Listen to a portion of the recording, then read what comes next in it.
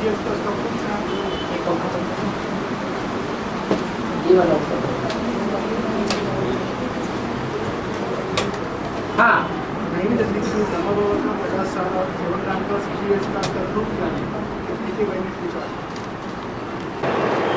ब्रह्मा बाबा का 50 साल और सेवक का 60 इयर्स का आदि में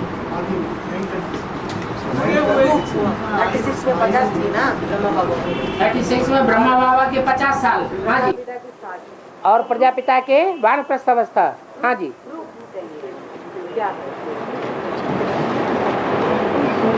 तो ऑटोमेटिक साबित हो जाता है कि सन 47 से जब कराची में आए सारा संगठन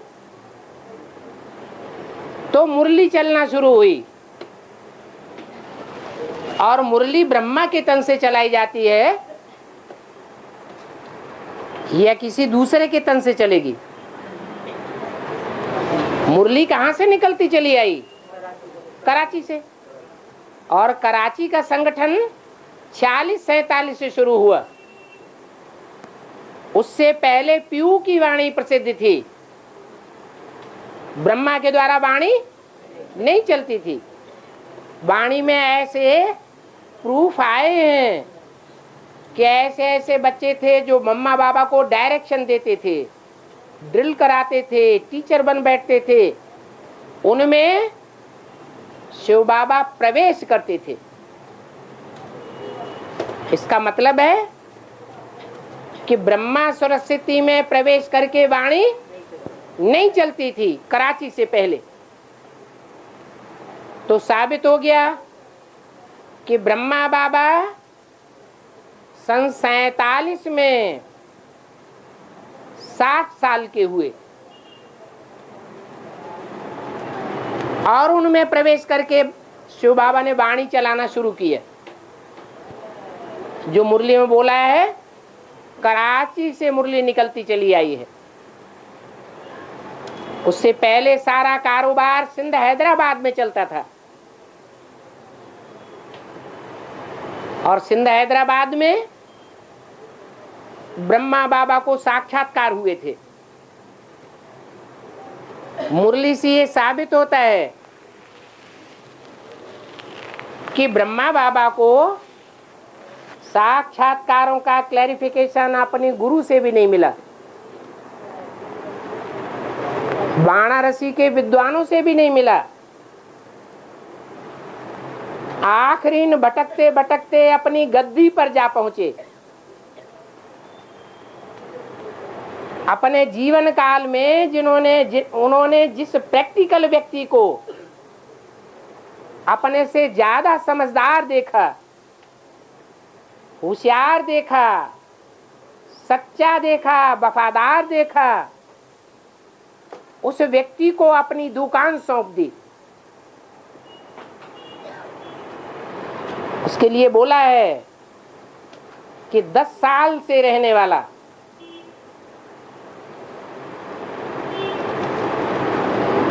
माना सन 26 से ही उनकी दुकान में नौकरी करने वाला था, रहता था। 10 साल से रहने वाला ध्यान में जाती थी, मम्मा बाबा को ड्रिल कराती थी। उनमें बाबा प्रवेश करके डायरेक्शन देते थे। इतना मर्तबा था तो क्या प्रूफ नहीं मिल गया कि ब्रह्मा से पहले कोई और थे जिनमें प्रवेश करके शिव ने वाणी चलाई और शिव वानप्रस्थी अवस्था में प्रवेश करेगा या 50 साल में प्रवेश करेगा। तो सन 36 में जो साबित होते हैं मम्मा बाबा को डायरेक्शन देने वाले, डायरेक्शन माना श्रीमत, मुरली, वो 60 साल के थे ये स्वतः ही साबित हो जाता है, प्रूफ मिल जाता है।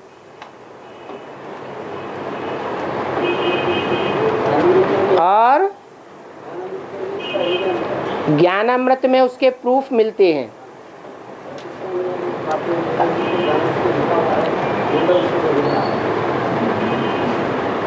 सन 87-88 में 1 वर्ष अव्यक्त बाप दादा की वाणी भी नहीं चली।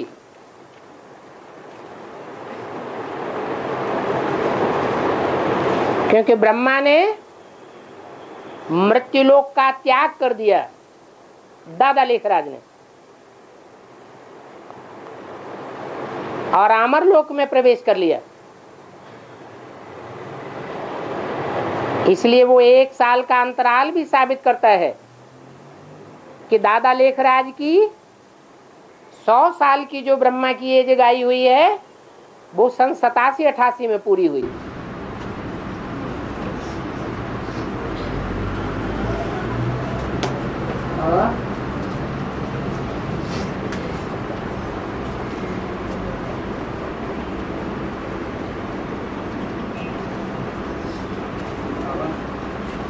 बेहद में संध्या वंदन का मतलब क्या है?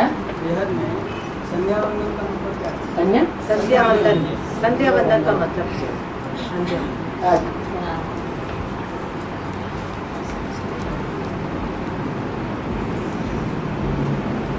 एक होता है अमृत वेले का पुरुषार्थ, प्रातः पूजा, वो श्रेष्ठ मानी जाती है। और एक होती है संध्या की पूजा।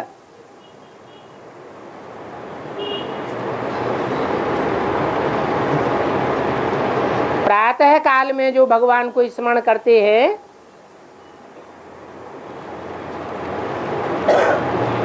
वो तो श्रेष्ठ है ही, लेकिन जो प्रातः काल में स्मरण नहीं कर पाए अथवा प्रातः काल में भी स्मृति करें और सायंकाल में भी स्मृति करें तो सायंकाल की पूजा संध्या वंदन कहा जाता है।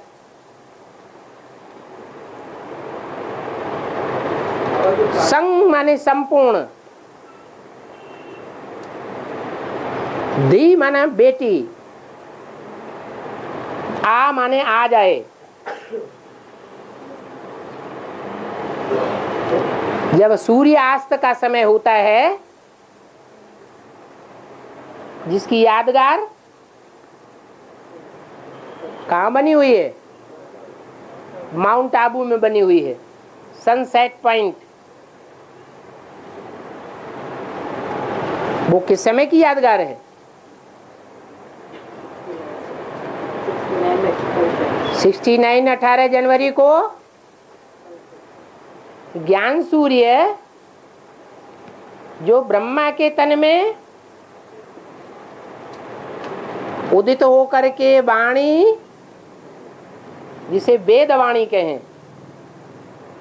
दे रहा था, वो अचानक गुप्त हो गया।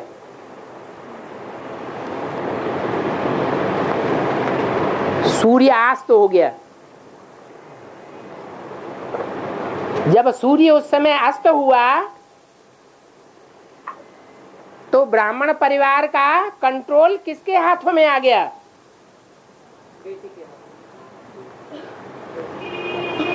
है?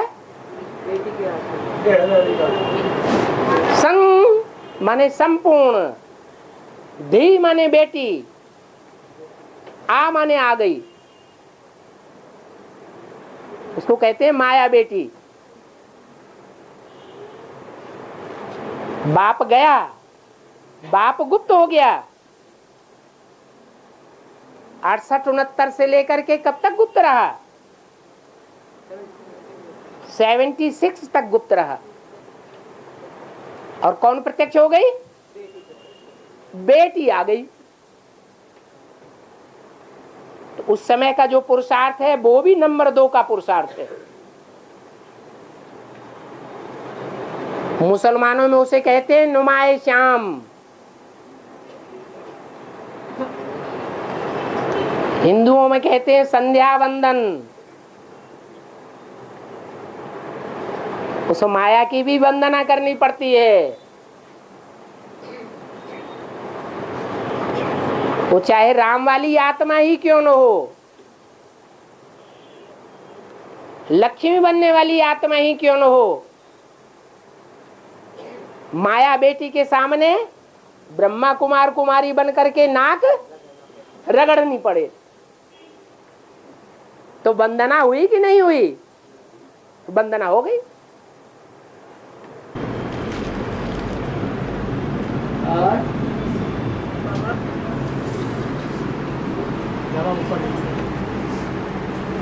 पटना रानी और अष्टदेव में दोनों एक है। पटना रानी पटरानी, हाँ जी, दोनों एक है। पटरानी और अष्टदेव दोनों एक हैं। अष्टदेव तो देवता को कहा जाता है, अष्टदेवी शब्द नहीं है। क्या शब्द है? अष्टदेव। और वो अष्टदेव सारे संसार के हर धर्म के पूर्वज है, पूर्व में जन्म लेने वाले। जा माने जन्म लेने वाले, पूर्व माने पहले, उनसे पहले और किसी ने जन्म नहीं लिया। चाहे वो आत्मा के पार्ट का जन्म हो और चाहे वो ज्ञान में, ईश्वरीय ज्ञान में आने का जन्म हो, या भगवान का बच्चा बनने का जन्म हो। यज्ञ के आदि में भी वो आत्माएं पहले पहले बाप की बनती हैं, मध्य में भी वो एडवांस ज्ञान लेकर के तन से, मन से, धन से, समय, संपर्क और संबंधियों की 100% बाजी लगा करके बाप की बनती हैं। औरों का उतना पुरुषार्थ नहीं होगा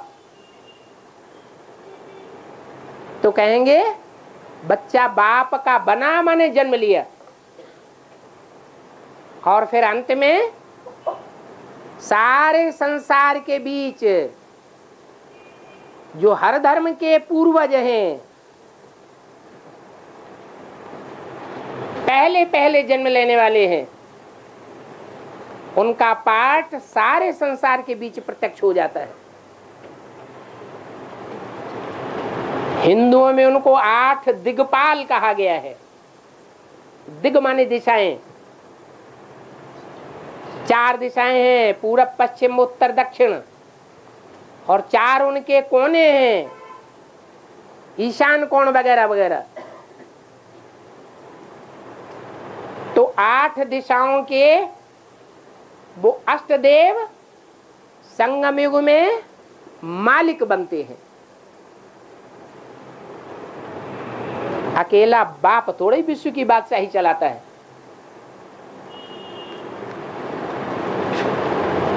नंबर वाला राज्य अधिकारी भी चाहिए या नहीं चाहिए?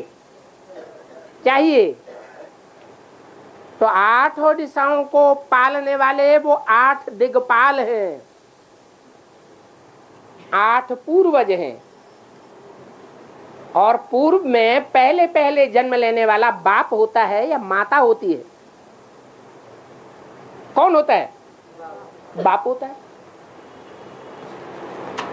तो पटरानी नहीं कहेंगे उनको, पटरानी कहेंगे तो रानी तो रचना हो जाती है, और बाप तो रचयिता होता है। इसलिए अष्टदेवों को पटरानी की लिस्ट में नहीं रखा जा सकता।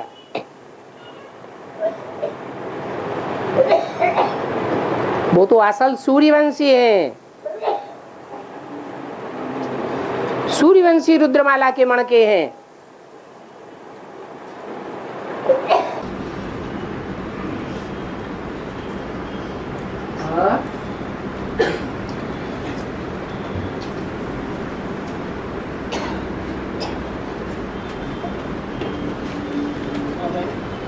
तो ये जो आधार से कृष्ण वाले आत्मा राम वाले आत्मा में रह के पढ़ाई कर रहे हैं और पीके वाले भाई को देख के मुंह मोड़ लेते हैं, इसका क्या नहीं पहचानते हैं तो वो मोड़ लेते हैं।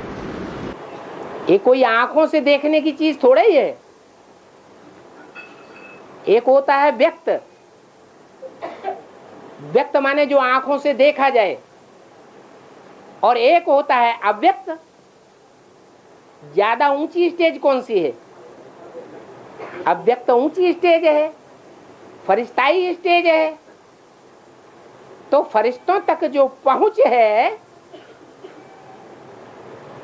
वो फरिश्ताई स्टेज वाले बच्चों की होगी, या जिनकी बुद्धि दुनियादारी में धरी रहती है उनकी पहुंच हो जाएगी। इसलिए उनकी तो वहां तक पहुंच ही नहीं है, उनकी पहुंच भूत प्रेतों तक है। भूत प्रेत जो होते हैं वो और धर्मों में बनते हैं।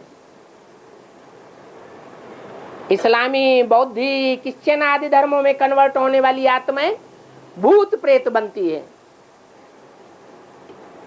क्योंकि वो संगम युग में ऐसे कच्चे ब्राह्मण बनते हैं जो भगवान बाप को नहीं पहचान पाते, भगवान बाप को भी नहीं पहचान पाते, और भगवान भगवती के रूप में पार्ट बजाने वाले जो माता पिता हैं, उनके जो फर्स्ट क्लास बच्चे हैं राधा कृष्ण, उनके संपूर्ण स्वरूप को भी नहीं पहचान पाते। तो कृष्ण वाली आत्मा दो रूपों में पार्ट बजाई रही है। एक है निश्चय बुद्धि का पार्ट।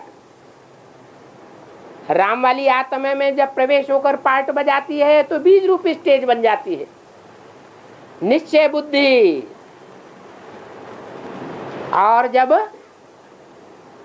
अनिश्चय होता है, कोई पॉइंट बुद्धि में नहीं बैठता है, या वो जगत की माता ब्रह्मा कृष्ण वाली मधुरदुल सोल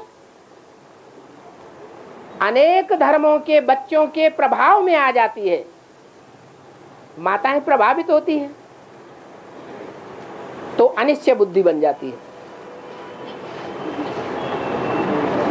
जिसको कहते हैं चंद्र ग्रहण। क्या चंद्र ग्रहण कैसे पड़ता है?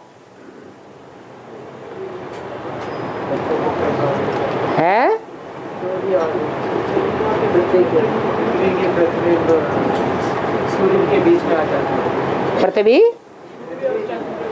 हाँ, एक तरफ चंद्रमा, दूसरी तरफ सूर्य, बीच में पृथ्वी। तो सूर्य की रोशनी पृथ्वी पर पड़ती है और पृथ्वी का परछाया चंद्रमा पर पड़ता है। तो पृथ्वी कहो, धरणी कहो, धरणी माताएं कन्याएं कहो, उन कन्याओं माताओं के प्रभाव से वो आत्मा प्रभावित हो जाती है। राम वाली आत्मा के प्रभाव से या शिव की आत्मा के प्रभाव से बाहर निकल जाती है, तो सूक्ष्म शरीर धारण कर लेती है और सूक्ष्म शरीर धारण करके गुलजार दादी में प्रवेश करती है।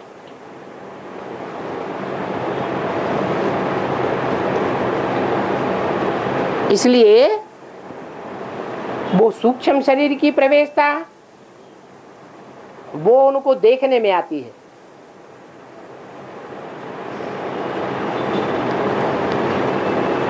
जो संपूर्ण है, बाप दादा ज्योति बिंदु स्वरूप है, निराकारी निर्विकारी स्टेज वाला है, वो उनको देखने में नहीं आता है। तो जब देखने में ही नहीं आता है तो वो मानेंगे कैसे? और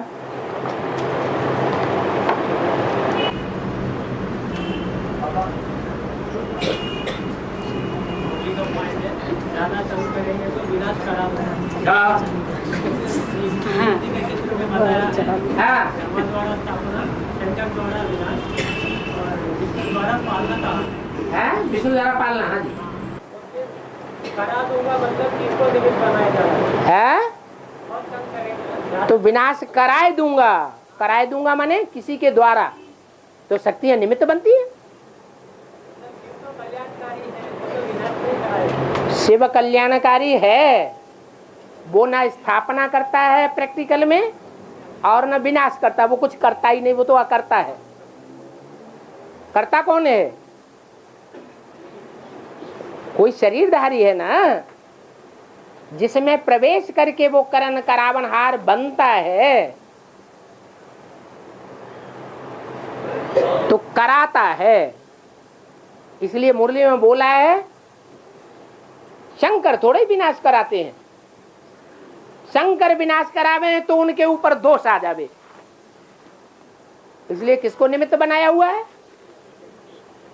है? शक्तियों को निमित्त बनाया हुआ है। बाबा तो फिर वैसे कौन से बच्चे हैं तंग करने वाले? हैं? ऐसे कौन से बच्चे हैं ज्यादा तंग करने वाले? हाँ? अरे एक तो माया बेटी तंग करने वाली है या नहीं है? हैं? और माया फिर प्रकृति से हाथ मिलाती है। प्रकृति में मुख्य है धरणी, तो धरणी भी कन्या माता है ना, तो वो खुद ही तो है। दुनिया में जब विनाश बरपा होता है तो ज्यादा तंग करने के निमित्त कौन बनते हैं? माया बेटी और प्रकृति के 5 तत्व। और बाबा का कहना है मैं तुम बच्चों को पढ़ाता हूँ, मतलब वो सिर्फ 8 को ही सुनाना ना। अब कोई गिनती थोड़ा ही बता दी, तुम 8 बच्चों को पढ़ाता हूँ। समझा जा सकता है कि ऐसे कौन से बच्चे हैं जो पूरी पढ़ाई पढ़ते हैं। पूरी पढ़ाई पढ़ने के कारण उनके पूरे पूरे अंक आते हैं, धर्मराज की कोई भी सजा नहीं खाते हैं। उन्हीं को पढ़ाता हूँ। शक्तियों के लिए ये भी कहा गया है शक्तियाँ अपने मनमत से विनाश करती है? शक्तियाँ अपने मनमत से विनाश करती है।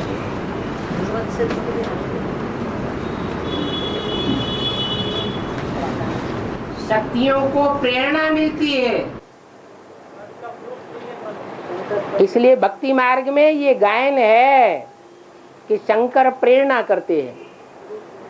प्रेरणा करते हैं का मतलब मन बुद्धि की अंत समय में ऐसी प्रैक्टिस बन जाएगी परिपूर्ण स्टेज की कि वो किसी में भी चाहे तो प्रवेश करके उसकी बुद्धि को घुमा दे और वापस अपने शरीर में प्रवेश कर जाए।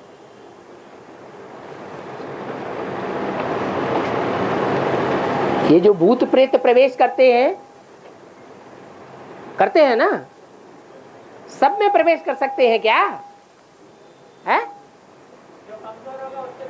कमजोर में प्रवेश करेंगे तो जो कमजोर बना है और भूत प्रेत प्रवेश करते हैं, वो कौन से जन्म का हिसाब किताब निकाल रहे हैं?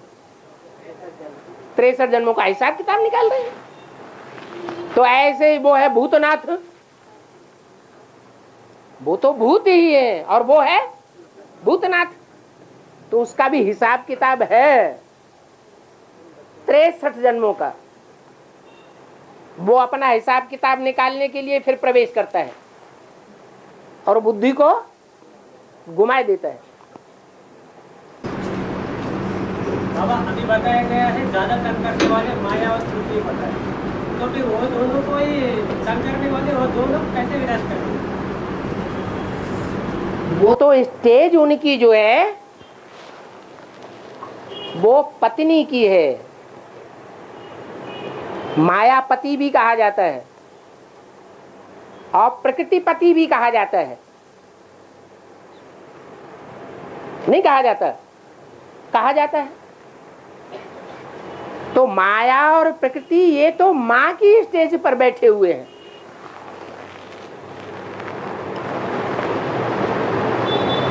घर परिवार में अगर स्त्री सलोनी हो, अच्छे स्वभाव संस्कार वाली हो, तो कहते हैं घर स्वर्ग बन जाए, और नहीं तो घर नरक बन जाए। तो बच्चों को बनाने या बिगाड़ने का ज्यादा श्रेय किसके ऊपर जाता है? माता के ऊपर जाता है। ये भी बेहद का घर परिवार है।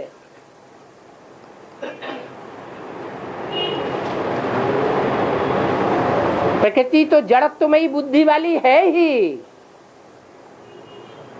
ज्ञान को उतना गहराई से नहीं समझ सकती। इसलिए रावण का जो पुतला बनाते हैं उसमें 5 सिर मंदोदरी के हैं, मंद उदर वाली। बुद्ध रूपी पेट इतना विकसित नहीं है जो भगवान बाप को पक्की रीत पहचान सके और आदि से अंत तक सहयोगी बन सके। सहयोगी तो बनती है, लेकिन फिर क्या होता है? अंत में धोखा दे देती है, पूरी पहचान न होने के कारण, जड़त्वमयी बुद्धि होने के कारण, और माया उसकी सहयोगी बन जाती है।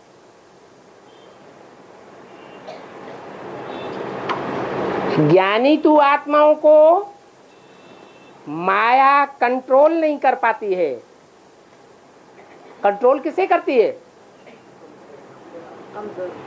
जो कमजोर बुद्धि वाले होते हैं। आज भी मुरली में बताया, बुद्धि की सारी बलिहारी है।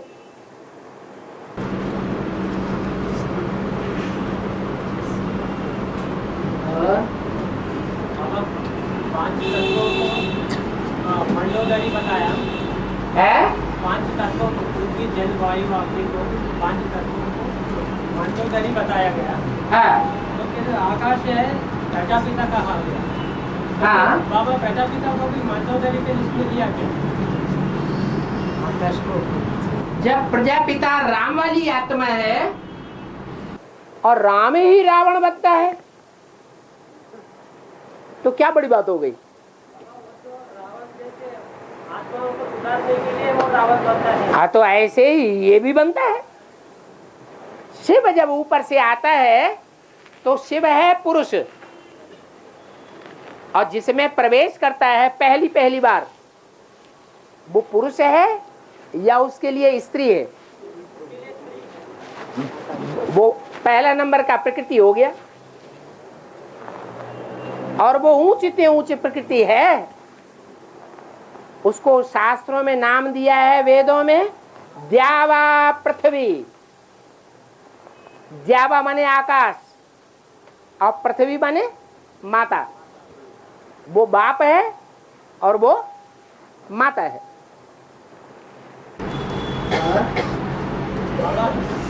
राम वाली व्यक्तित्व को ऐसे कौन से पॉइंट से पता चला वही नारायण?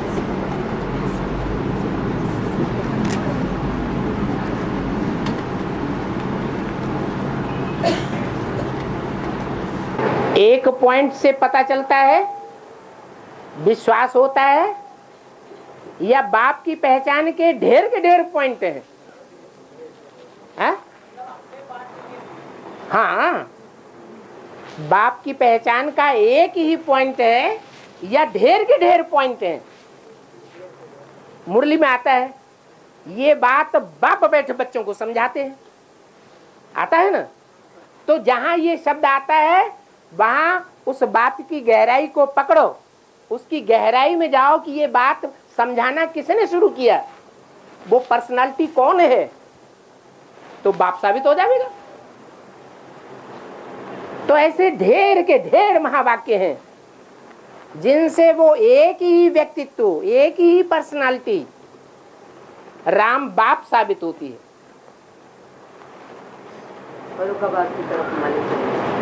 ढेर के ढेर पॉइंट, एक पॉइंट की बात नहीं है। ऐसा भी कहा गया, रोज क्लास करना है तो भी कोई ना कोई तीर लगी जाएगी, मतलब वो तीर लगने से नशा बढ़ जाती है। वैसा ही कोई पॉइंट टच हुआ होगा, उसी के कारण आपके पार्ट को पता चला होगा।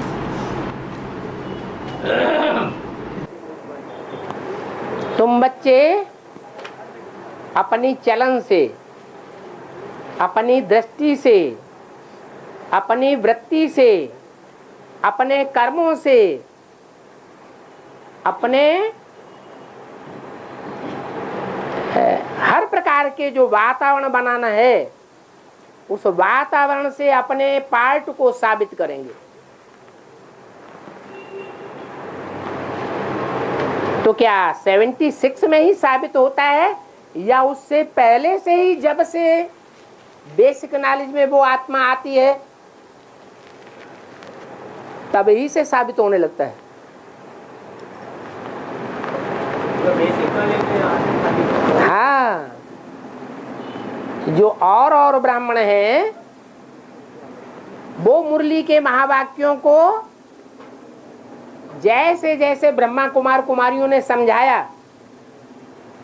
वैसे ही समझते हैं, और राम वाली आत्मा उस तरह से नहीं समझती। वो अपने तरीके से ही उस बात की गहराई को समझेगी। तो कोई एक टाइम नहीं है, एक पॉइंट नहीं है। और राम वाली लक्ष्मी को विजय माला का हेडी संगमेरी लक्ष्मी है, तो ऐसा कौन सा पॉइंट से पता है? ऐसे कौन से पॉइंट से पता चला है विजय माला की हेडी संगमेरी लक्ष्मी? हाँ, विजय माला नाम क्यों पड़ा? किस बात पर विजय है? विकारों पर विजय के कारण विजय माला नाम पड़ा। माला माने संगठन। 5 विकारों पर जन्म जन्मांतर की विजय पाने वाली कोई आत्मा है या नहीं है? कौन है?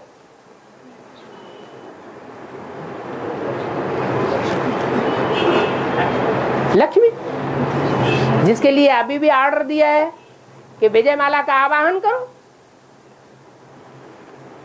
तो राम वाली आत्मा को ये जानना मुश्किल है क्या कि विजय माला का हेड कौन है?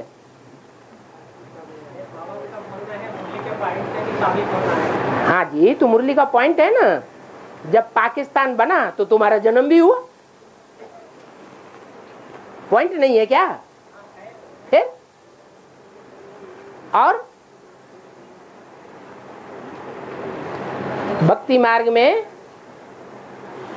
सोमनाथ मंदिर जो है वो भक्ति मार्ग का फाउंडेशन डालने वाला पहला मंदिर है। सोमनाथ मंदिर ब्राह्मणों की दुनिया में भी कोई शूटिंग हुई होगी, उसके लिए बोला है सोमनाथ के साथ सोमनाथनी भी होगी। तो ब्राह्मणों की दुनिया में सोमनाथ कहाँ है वो क्लियर नहीं हो रहा है। फिर वहां सोमनाथ कौन है? जब कोई मंदिर बनाया जाता है तो पहले उसमें मूर्ति रखी होती है या पहले मंदिर बनता है बाद में मूर्ति की स्थापना की जाती है? क्या होता है? पहले मंदिर बनता है, मंदिर बनने के साथ साथ कहीं मूर्ति भी तैयार होती है दूसरी जगह। मूर्ति को लाते हैं और फिर मंदिर में स्थापन करते हैं। इतने से ही काम नहीं चलता, फिर भक्ति मार्ग में दिखाते हैं, उसमें प्राण प्रतिष्ठा करते हैं। माने मंदिर भी पहले से ही था, मूर्तियां भी पहले से ही थी, और वो मूर्तियां लाई जाती हैं और उनमें प्राण प्रतिष्ठा की गई। माने उनको अपना निश्चय होता है। किनको? मूर्तियों को। लक्ष्मी को ये पक्का निश्चय होता है मैं लक्ष्मी बनूंगी, और नारायण को ये निश्चय होता है कि मैं नारायण बनूंगा। अब वो ज्ञान के आधार पर निश्चय हो या साक्षात्कार के आधार पर, प्योरिटी के आधार पर निश्चय हो?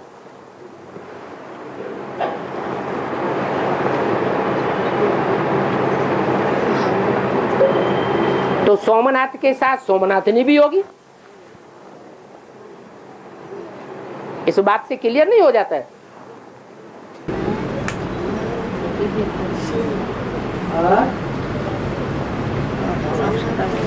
वार्तालाप में कहा गया है जैसे राम वाली आत्मा अपने पार्टी को अपने मुख से बोला अपने पार्टी को, जैसे राम वाली आत्मा अपने पार्टी को अपने मुख से बोला, वैसे ही तुम सब बच्चे बोलेंगे। तो फिर अपने देवों में जो दूसरा मंत्र है उन्होंने भी ऐसा बोला है क्या? कैसे बोलते राम वाली आत्मा कहाँ बोलती है? अपने मुंह से बोलती है क्या? राम वाली आत्मा अपने मुख से बोलती है? कहीं कहीं है प्रूफ कि मैं राम हूं, कि मैं शंकर हूं, कि मेरे में शिव बाबा आता है?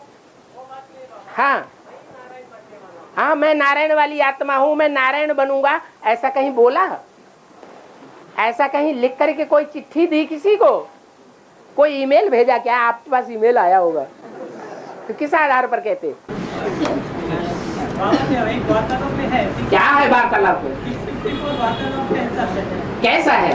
वही तो मैं अभी बता रहा हूँ। हाँ। जैसे राम वाली आत्मा अपने पार्टी को अपने मुख से बोला, वैसे ही तुम सब बच्चे बोलेंगे। तो राम वाली आत्मा ने अपने मुख से किस रूप में बोला?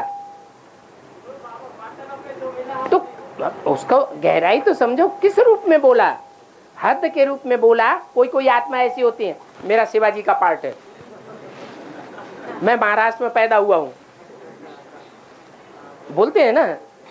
तो एक तो ये कहना होता है, और एक होता है ज्ञान के आधार पर सारी बात क्लियर कर देना। कोई पकड़ नहीं सकता कि ये अपने को शिवोहम कह रहा है। तो ज्ञान की बेहद की बात ही कुछ और है। बेहद का बाप एक ही है। मनुष्य सृष्टि का बेहद का बाप एक ही है। बाकी सब क्या है? हद के हैं। हाँ जी। और बाबा किस रूप में बोला गया? क्या? मेडिटेशन से पता चला होगा, अपने चलन चाल और चलन से पता चला आपको? हाँ, अब वो सबसे पूछो। आप अपना तो पहले बताओ, आपने किस आधार पर निश्चय पत्र लिख करके दे दिया? स्टाम्प पेपर पर, ज्ञान के आधार पर। ऐसे ही सबका भी अपना अपनी बुद्धि है, अपना अपना प्रकार से ज्ञान समझने का आधार है। और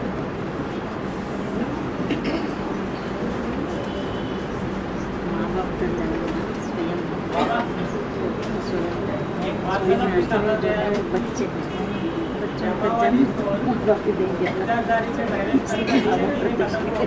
बेहद की गुलजार में प्रवेश करेगा।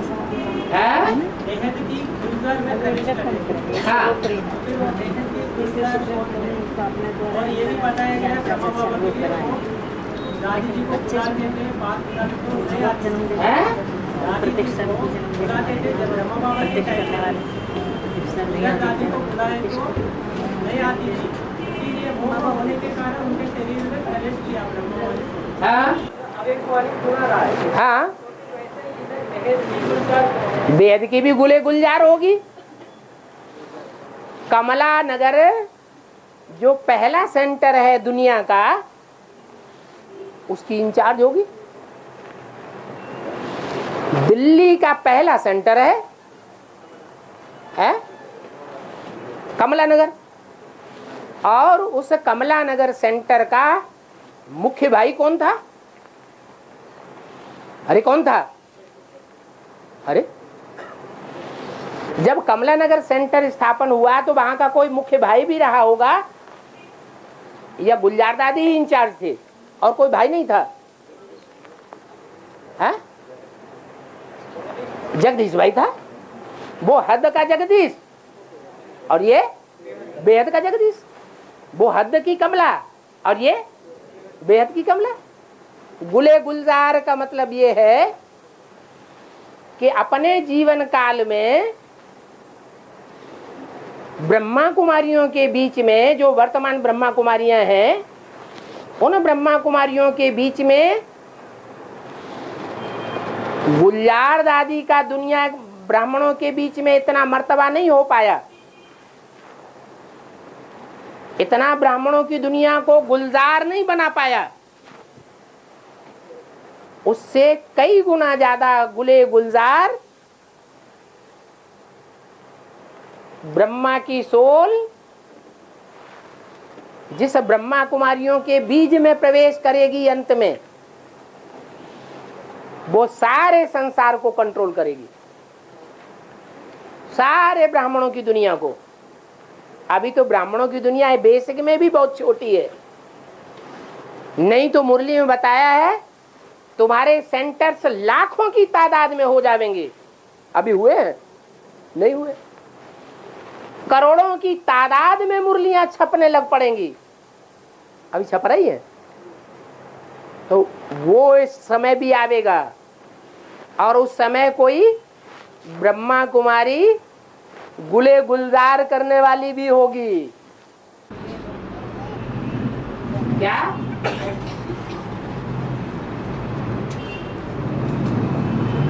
और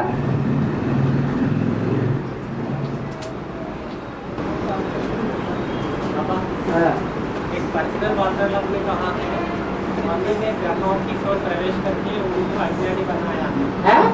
मम्मी ने ब्रह्मा की सोच प्रवेश करके अज्ञानी बनाया है। अज्ञानी? पर्सनल वार्तालाप। मम्मा है, बड़ी मम्मा है रुद्रमाला का मणका। रुद्रमाला का मणका भले लास्ट नंबर का हो तो भी बुद्धिमान बाप, बुद्धिमानों की बुद्धि, जो बुद्धिमानों की बुद्धि बाप है उसकी संतान कही जाएगी। कही जाएगी या नहीं? कही जाएगी।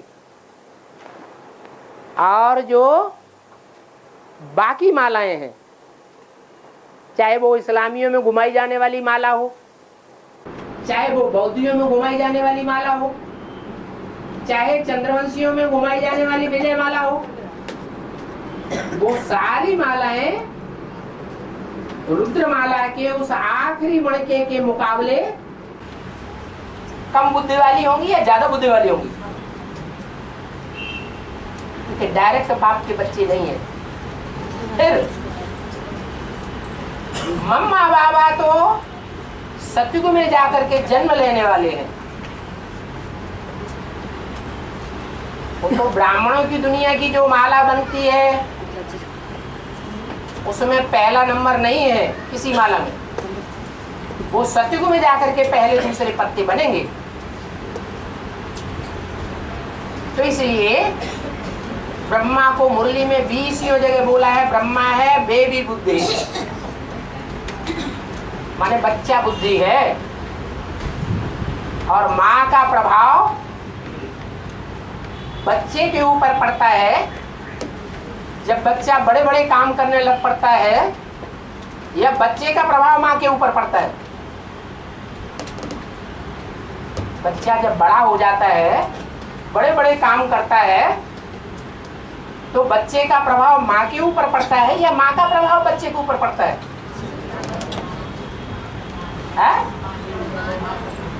माँ का प्रभाव पड़ता है बच्चे के ऊपर।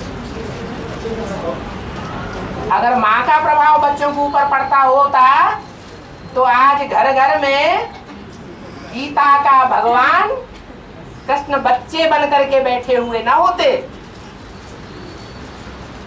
आज घर में माताओं के ऊपर जो बच्चे हैं वो गीता का भगवान बन करके कंट्रोल कर रहे हैं, पति बन करके बैठे हुए हैं माता के ऊपर। तो माता प्रभावित होती है बच्चों से या बच्चे प्रभावित होते हैं माता से? है? माता प्रभावित होती है बच्चों से।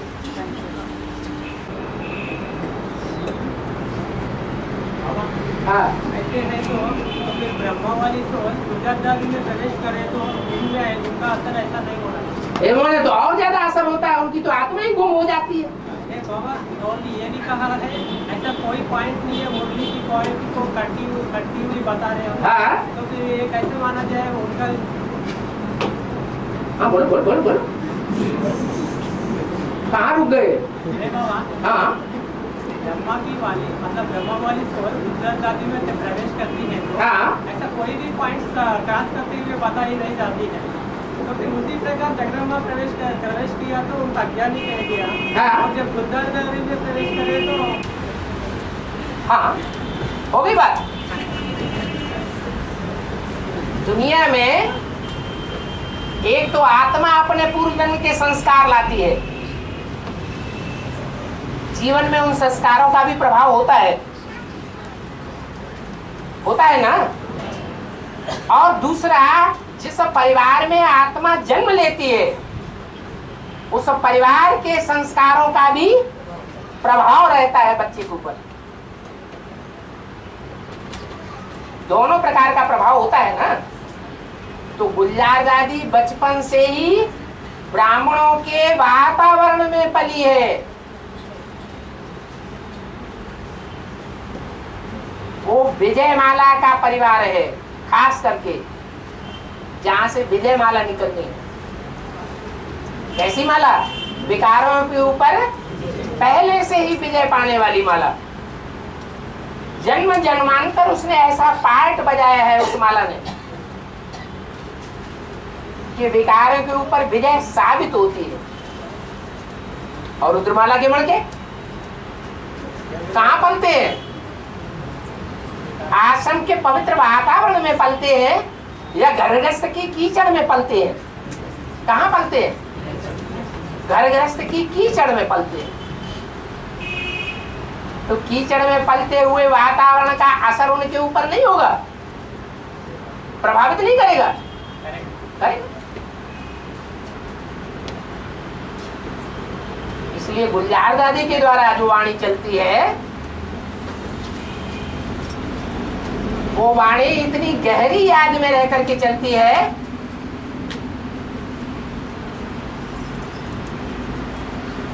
कि जैसे द्वापर के आदि में कवि होते थे, वो भाव विभोर होकर के कविता करते थे तो उनकी कविता में सच्चाई भर जाती थी। ऐसे ही गुलजार दादी में जो वाणी चलती है याद की स्टेज में रह करके वो ब्रह्मा की वाणी ईश्वरीय याद पक्की होने के कारण मुरली से पूरी पूरी टैली होती है। एक भी वाक्य अव्यक्तवाणी का ऐसा नहीं है जो मुरली के महावाक्यों को क्रॉस करता हो। जबकि जगदम्बा में जो प्रवेशता होती है वो ब्रह्मा की सोल बीज रूप में प्रवेश करती है या सूक्ष्म शरीर से प्रवेश करती है? किस रूप में प्रवेश करती है? नहीं, सूक्ष्म रूप में तो सूक्ष्म शरीर से तो गुलजार दादी में प्रवेश होता है। बीज रूप स्टेज हो जाती है। जैसे राम वाली आत्मा में प्रवेश करती है तो राम जैसी बीज रूप स्टेज बनेगी। और रुद्रमाला के आखिरी मणके में प्रवेश करेगी तो आखिरी मणके की जैसी बुद्धि होगी, मंद बुद्धि, मंदोदरी, वैसी ही बीज रूप स्टेज बनेगी। जैसे अभी बेसिक नॉलेज में चलने वाले बी के लोगों को एडवांस का हर पॉइंट उल्टा दिखाई पड़ता है, ऐसे ही बेसिक नॉलेज में चलने वाले जो भी बीकेज हैं उन बीकेज की अम्मा कौन साबित होती है रुद्रमाला में? कौन है अम्मा? जगदम्बा। उसको तो हर पॉइंट उल्टा दिखाई पड़ेगा।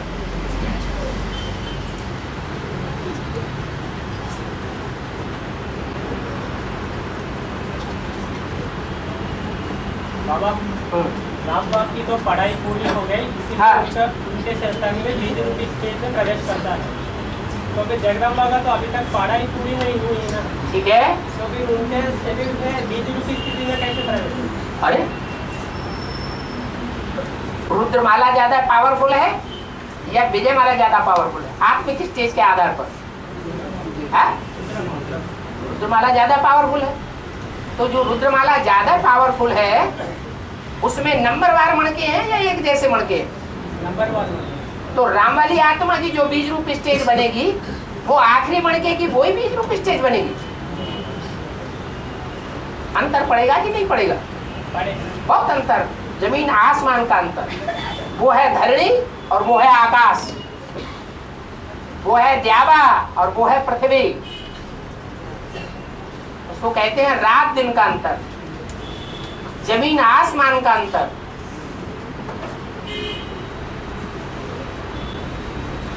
और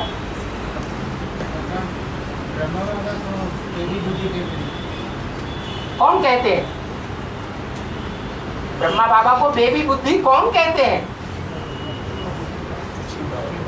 शिव बाबा। अब आगे बोलो। तो फिर जो मुरली को पूरा समझ नहीं पा रहे थे सागर में, तो अभी रूप में जब गिरजा गाजी में प्रवेश करके वाणी सुनाते हैं तो क्रॉस किए बिना कैसे बताते हैं? क्योंकि मुरली के सागर पॉइंट को भी पूरी तरह से समझ नहीं पाएगा। नहीं समझ पाए क्योंकि जो भी सतयुग में जन्म लेने वाले देवताएं हैं उन देवताओं में वो अव्वल नंबर देव आत्मा है या द्वयम तेम चौबे अपाद वाली आत्मा है? अव्वल नंबर देव आत्मा है। जो अव्वल नंबर देव आत्मा होगी वो वाणी चलाएगी तो दिव्य गुणों की वाणी उसमें ज्यादा होगी या ज्ञान की वाणी ज्यादा होगी? इसलिए अव्यक्त वाणी सारी की सारी दिव्य गुणों से भरपूर है और दिव्य गुणों के बारे में जो भी ज्ञान है ईश्वर का सुनाया हुआ उससे पूरी टैली होती है। एडवांस का क्लैरिफिकेशन क्यों नहीं रहेगा? चाहे पद्य हो, चाहे गद्य हो, चाहे प्रोज हो, चाहे पोइट्री हो, टीचर तो दोनों की ही व्याख्या करता है, दोनों को ही क्लैरिफाई करता है।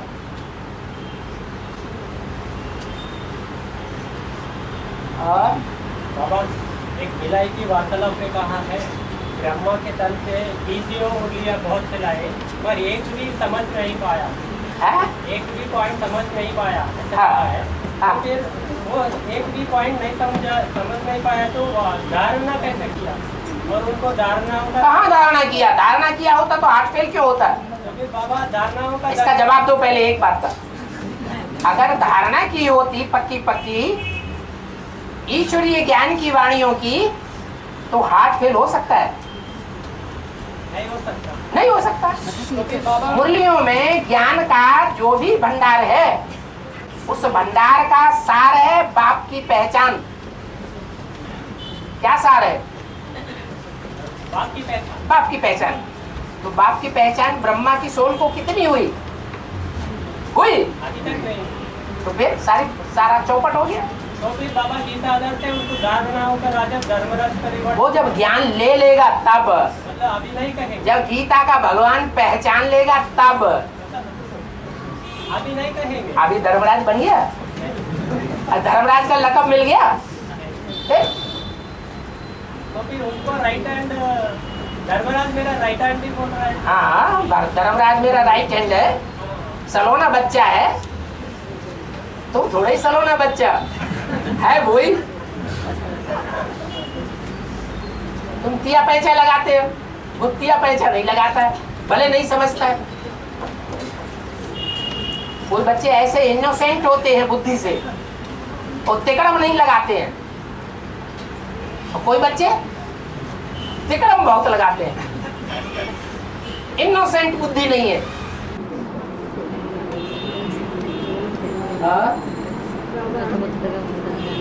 में उसको दिया कर इसको बोलते हैं। भक्ति मार्ग में मुक्कोटी एकादशी बोलते हैं, उसका 12 दरवाजा खुला है, नहीं तो नहीं बोलते।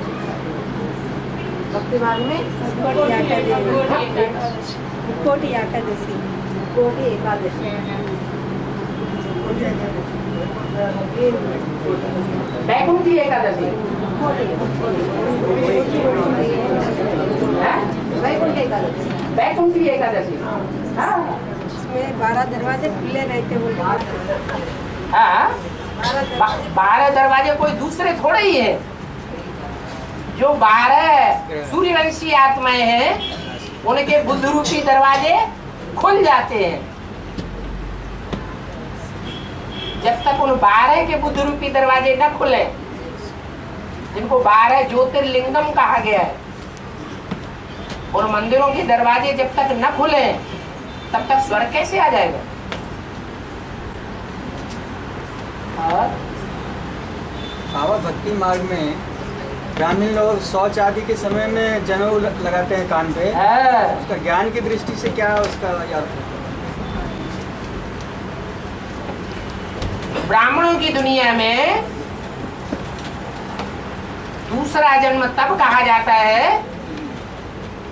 जब ब्रह्मा विष्णु शंकर तीनों का ज्ञान सूत्र कंधे पर धारण कर लिया जाए। सिर्फ ज्ञान बुद्धि में आ जाए ऐसे नहीं, क्या वो तीनों प्रकार का ज्ञान का सूत्र कंधे पर जिम्मेवारी को धारण कर लिया जाए कि मैं आत्मा ब्रह्मा की तरह आचरण करूंगी प्रैक्टिकल जीवन में, शंकर की तरह ज्ञान का तीसरा नेत्र धारण करूंगी प्रैक्टिकल जीवन में, और विष्णु की तरह प्रैक्टिकल में पवित्रता को धारण करूंगी। ऐसा ज्ञान 3 सूत्रों वाला जब उसका कनेक्शन बिंदु से जुड़ जाता है, जो बिंदु रूपी स्टेज में रहने वाली आत्मा है, उसके साथ गांठ बंध जाती है, उसको कहते हैं ब्रह्मफांस। ऐसा यज्ञोपवीत धारण कर लेता है जीवन में, उसे यज्ञोपवीत कहा जाता है। यज्ञोपवीत की 3 सूत्र, वो तुम सूत्र जो है जब तक कान में बांधे ना जाए, क्या कान क्या किए जाए? कान बंध जाए, खुले न रहे, अच्छी तरह बंध जाए। 3 ज्ञान के सूत्रों से उस समय गंदा काम करना है,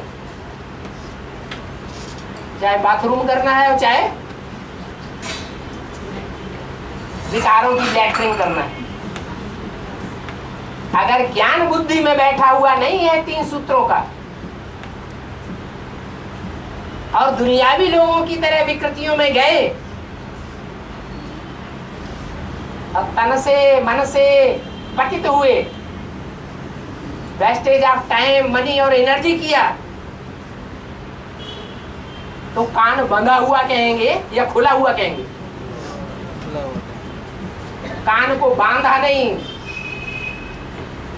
ये कान श्रुति कहे जाते हैं।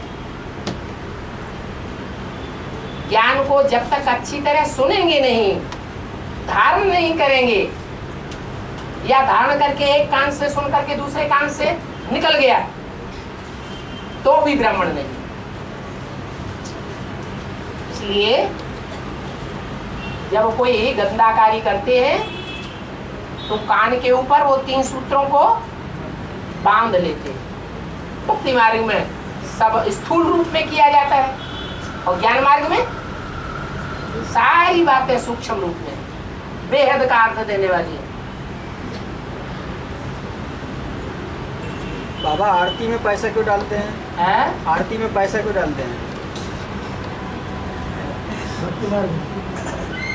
आरती कहते हैं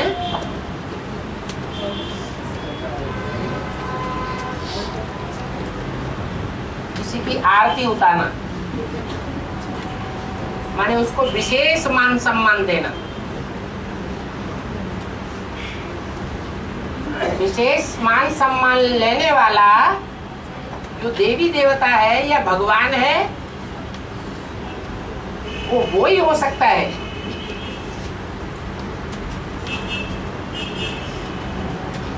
जो आए मैदान में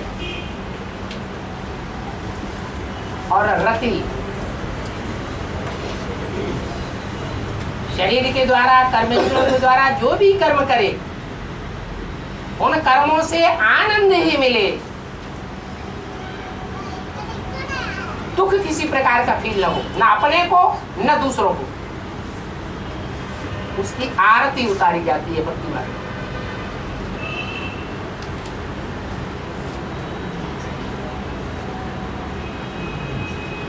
ऐसा योगी हमको बनना है, बने नहीं है। उसमें पैसा क्यों डालते हैं बाबा? इसलिए डालते हैं दक्षिणा।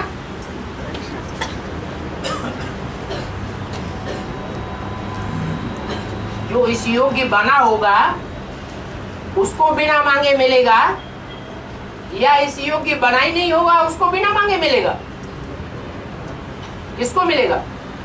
जो उस योग बने हैं। जो ऐसी आरती योग के प्रैक्टिकल जीवन में बना होगा उसको किसी से मांगने की दरकार नहीं पड़ेगी। स्वतः ही धन संपत्ति सारा गिरता रहेगा।